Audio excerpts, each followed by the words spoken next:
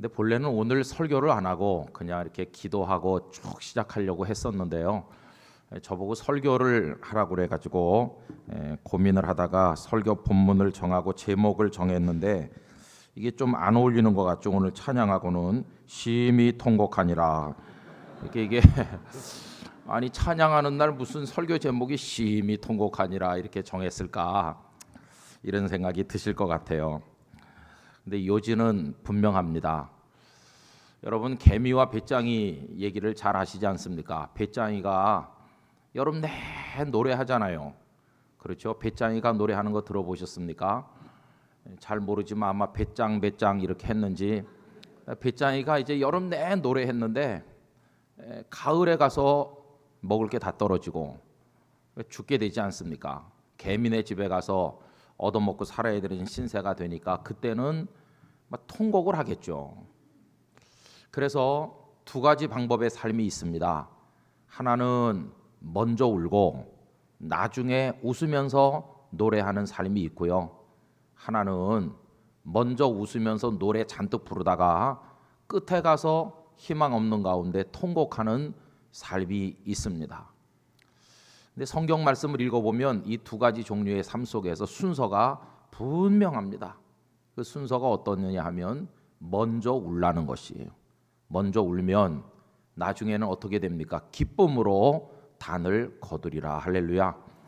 그러니까 먼저 막 울면서 어려운 시절을 극복을 하면 나중에 가서 한없이 기뻐할 수 있고 그때 막 한없이 즐거워하면서 노래하고 하나님을 찬송할 수 있어요. 그래서 여러분 저는 찬양도 두 가지가 있다고 생각합니다. 하나는 배짱이식의 찬양이 있겠다. 우리가 여러분 평소에 뭐 찬양하고 이렇게 하는데요. 나중에 가서 통곡하게 되는 값싼 찬양도 있겠다는 생각이 듭니다. 그렇지 않고 우리의 찬양이 정말 하나님 앞에 영광이 돼서 하늘나라에까지 이어지는 영원한 찬양이 되기 위해서는 먼저 울어야 되겠다 하는 생각을 가지게 됐어요. 여러분 아주 간단한 얘기죠. 그럼 먼저 울면 왜 우느냐? 도대체 왜 울어야 되느냐? 이렇게 물어봐야 되는데요. 저는 오늘 그 모델로 우리가 존경하는 사도이신 베드로 사도를 생각해 보려고 합니다. 여러분 베드로는 나중에 대단한 능력의 종이 되셨어요. 베드로 사도께서 설교를 하니까 하루에 막 3,000명이 회개하고 예수님을 영접하고 세례를 받으니 여러분 만약에 어떤 목사님께서 그런 능력을 얻어가지고 그런 역사가 막 그 교회에서 매일같이 일어난다면은 그 목사님이 얼마나 기뻐하겠습니까? 막 성도들도 기쁘고 목회자들도 기뻐서 막 웃으면서 할렐루야 하나님을 찬송할 거 아니겠어요? 저는 우리 한국 교회나 우리 목회자 개개인이나 성도 개개인이 베드로 속에 역사하셨던 능력과 하나님의 은혜를 경험하면서 우리가 그런 기쁨과 감격의 찬송을 부르게 되기를 원합니다. 근데 그렇게 되기 위해서 그 전에 먼저 있었던 게 뭘까 했더니 오늘 본문에 있는 것처럼 베드로가 심히 통곡하는 게 먼저 있었다는 것을 알 수가 있습니다. 여러분 이 베드로의 심히 통곡한 것은 무엇 때문에 한 것일까요? 이미 잘 아시지만 그가 예수님을 가야바 법정에서 3번이나 모른다고 부인하지 않았습니까? 그저 먼 발치로 아는 사이도 아니고 3년 세월을 같이 먹고 같이 자고 배우고 사랑하고 존경하고 이분을 위해 서면 목숨도 아깝지 않다. 주는 그리스도시요 살아계신 하나님의 아들이십니다라고 고백하며 따랐던 바로 그분. 배와 그물과 가족을 다 뒤로 하면서도 미련 없이 따라갈 수 있었던 바로 그분. 심지어는 주님과 함께 죽기를 각오하기까지 했던 바로 그분을 어쩌자고 모른다고까지 말하면서 심지어는 저주까지 했는지 이게 베드로 아닙니까? 그래서 베드로는 심히 통곡하면서 울었던 것이죠. 근데 여러분 오늘 본문에는요 두 가지 종류의 울음이 등장합니다. 하나는 베드로라는 사람의 울음이요 또 다른 하나는 닭의 울음인 것이죠.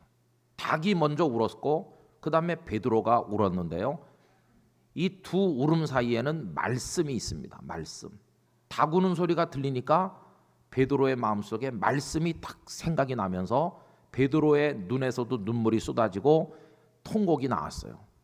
결국 우리로 하여금 진정으로 참된 눈물을 흘리게 만드는 것은 주님의 말씀이라는 것을 깨닫게 돼요. 말씀을 제대로 만나면 우린 울 수밖에 없을 것입니다. 여러분, 에스라서나 이런 성경의 말씀에 보면 하나님의 말씀이 쫙 이렇게 선포될 때 말씀을 제대로 듣는 사람들은 다 울었습니다. 다 옷을 찢기도 하고. 우리 요시야 왕도 성전에서 발견된 하나님의 율법의 말씀을 서기관들이 와서 쭉 읽을 때 옷을 막 찢으면서 울지 않았습니까? 그러니까 말씀이 제대로 선포되고 말씀을 제대로 만난 사람은 다 울게 돼 있습니다. 그럼 그 말씀은 어떤 말씀일까요? 다른 게 아니라 우리의 죄를 지적하시는 말씀인 것입니다. 그때 닭이 울고 순간적으로 베드로의 마음속에 떠오른 주님의 말씀이 뭡니까? 방금 몇 시간 전에 그 최후의 만찬을 함께 나눌 때 그 다락방에서 예수님께 하신 말씀, 네가 오늘 닭 울기 전에 나를 부인할 것이라던 그 말씀이 팍 생각이 나면서 나가서 심히 통곡을 했다는 것입니다. 여러분, 그의 심히 통곡했다는 그 눈물은 자포자기의 눈물이 아니라 회개의 눈물이요, 자신의 죄를 자각하는 데서부터 나오는 눈물이었다고 생각합니다. 저는 이 장면을 가만히 보면서 그가 그날 밤에 그렇게 울었기에 나중에 회복도 되고 성령의 충만함을 입어 능력 있는 하나님의 사람이 된 이 과정을 쭉 생각해 보면서 우리 한국교회를 거기에 빗대어서 생각해 보게 됩니다. 여러분, 그동안 몇십 년 동안 우리 한국교회는 많이 노래 불렀습니다. 찬양했습니다. 지난 60년대, 70년대, 80년대 점점 배가 불러지고 교회에 사람들이 많이 모으고, 그래서 좀 안 된 말로 날마다 교회에서 잔치 열고 먹고 마시고 노래를 부르고 축하하고 그렇게 했습니다.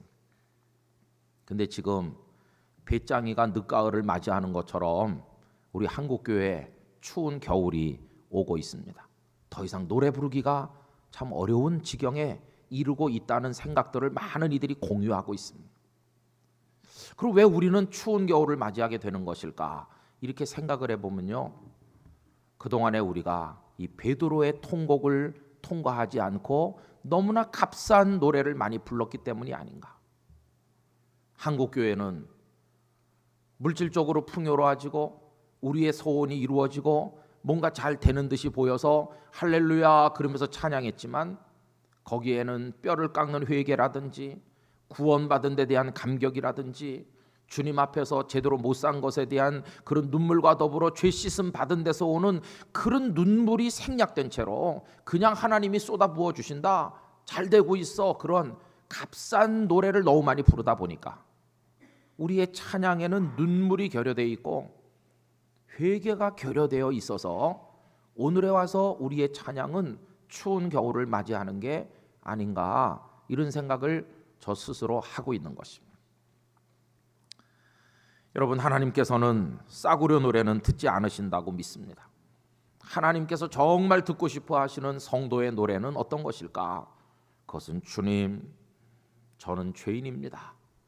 그런데 주님께서 십자가 보혈로 제 죄를 깨끗하게 흰 눈처럼 양털같이 씻어주셨습니다. 어찌 제 마음속에 찬양이 없겠습니까? 나 같은 죄인 살리신 주 은혜가 너무도 놀랍습니다.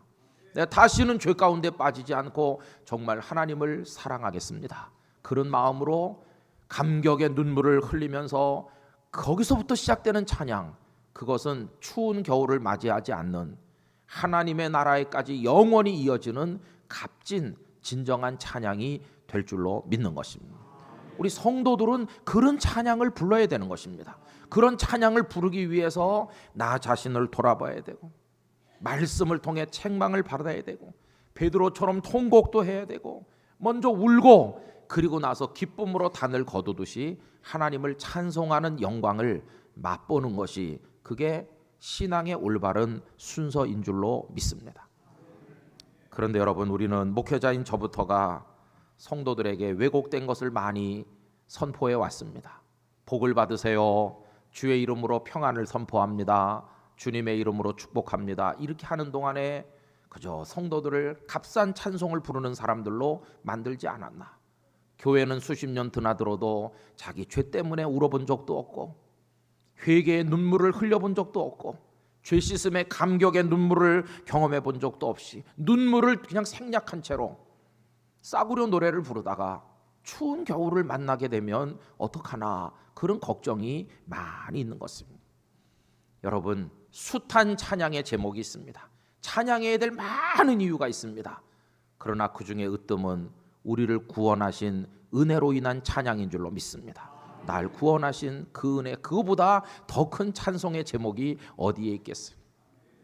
오늘 찬양하시는 장로님들은 저 연세까지 사시면서 수십 년 예수님을 믿으면서 아마 이 장로님들 중에 인생의 밑바닥에 떨어지셨다가 주님의 손길 아니면 못 살 상황에서 일어나신 분들이 많으실 것입니다. 여기 한 분 한 분씩 나오셔서 간증하시라고 그러면 하실 말씀 많을 것입니다.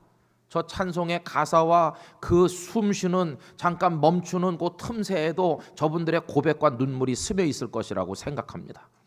그걸 다 담아가지고 구원받은 하나님의 사람으로 수많은 사람 중에 하나님의 중책을 맡겨주신 감동과 기쁨을 가지고 내 남은 생에 정말 날 구원하신 하나님을 찬양하겠습니다. 그런 마음을 가지고 이 자리에 서시게 될 거라고 믿습니다.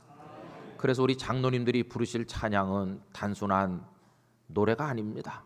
단순한 음파의 전달이 아닙니다. 그 속에는 눈물도 있고 감사도 있고 결단도 있는 신앙 고백의 포괄적인 어떤 하나님을 향해 올려드리는 그 마음의 고백인 것입니다. 그걸 우리가 나누는 것입니다. 앉아서 들으시는 우리 땅끝 성도 여러분, 아마 저 찬양을 들으면서 주님, 저도 그래요. 저도 그래요. 저도 저 찬송에 100% 공감해요. 저도 죄인이었는데 용서해 주신 주님 찬양합니다. 내가 흘렸던 그 눈물들을 생각해 보면서 내 평생 하나님을 찬양하겠습니다. 지금은 부르시는 분과 듣는 이가 나눠 있지만 요한계시록 말씀대로 하늘나라 유리 바닷가에 다 서서 우리 거룩한 하늘의 찬양대원이 돼가지고 하나님의 구원하시는 은총을 영원히 찬송할 때 오늘 이 자리에 계신 분 한 분의 낙오자도 없이 거기서 다 같이 찬양하게 되기를 간절히 원하는 것입니다. 이 시간은요, 거룩한 시간인 것입니다. 그냥 어떤 사람들이 무대에 나와서 노래하고 우린 그냥 박수치고 끝나는 게 아니라 영과 영이 서로 교통하면서 하나님을 높이고 우리의 마음에 감동의 여운이 남아 집에 돌아가면서도 나 같은 죄인 살리신 그 은혜 놀라와 찬양을 읊조리고 이 찬양이 여러분들의 가슴에 남아서 힘든 인생 속에서도 여러분을 다시 일어서게 만들고 고백이 되게 만들고 나도 찬양하리라 이렇게 하면서 우리 이 땅의 험한 광야 같은 세상을, 메마른 세상을 찬양의 생수를 뿌려가면서 우리가 살아가게 되는 바로 그런 찬양이 오늘 올려질 줄로 믿습니다. 여러분, 듣는 귀를 활짝 여시고 마음의 문을 여시고 은혜가 될 때 아멘 하시고 또 끝나면 박수 하시고 그리고 다 끝나면 앵콜도 해주시기 바랍니다. 앵콜 준비해 오셨거든요. 제가 다 알고 있어요. 그러니까 그 땅끝 교회는 앵콜을 안 하더라고. 이러면 곤란합니다. 앵콜도 하시고 불러주신 장로님들에 대한 앵콜이 아니라 이런 노래를 부를 수 있도록 주신 하나님의 거룩하심에 대한 찬양인 것입니다. 여러분들에게 행복한 시간 되시기를, 그리고 감격의 시간이 되시기를 주님의 이름으로 축복합니다. 우리 장로님들은 건강하셔서 남은 생에 더 많이 찬양하고 하나님께 영광되는 삶을 누리시기를 주님의 이름으로 기원합니다. 감사합니다. 기도하겠습니다. 오 하나님 아버지, 감사합니다. 세상 사람들은 여기 왜 모여서 저들이 무엇을 하는지 그들은 이해하지 못합니다. 받는 사람밖에 알 수 없는 은혜가 우리 속에 있습니다. 오 주님, 감사합니다. 오늘 영광 받아 주시옵소서. 베드로가 먼저 죄를 깨닫고 회개하며 울었기에 그는 하나님의 능력 있는 사람으로 웃었습니다. 오늘 우리는 눈물이 생략된, 회개의 통곡이 생략된 값싼 웃음을 웃으며 값싼 노래를 부르다가 추운 겨울을 만나는 빗장이처럼 되고 있지 않는지 심히 두렵기가 한량없습니다. 원하옵건대 우리를 구원하신 주님의 은혜를 깨닫고 한없이 하나님을 찬양하는 우리 모두가 되게 하여 주시옵소서. 오늘 이 찬양과 고백이 성도들의 영혼의 고백과 어우러져서 하나님께 올려지게 하시고 하나님 이 자리에 큰 기쁨과 감격을 허락하여 주시옵소서. 믿습니다.